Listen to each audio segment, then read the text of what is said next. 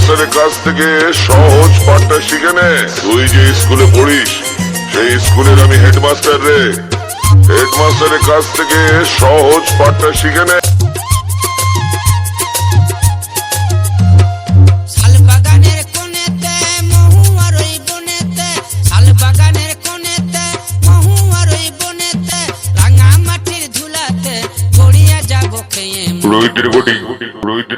আমি চলে যাব মা বাপের গাঁ, আমি চলে যাব মা বাপের গাঁ, আমি চলে যাব মা বাপের গাঁ।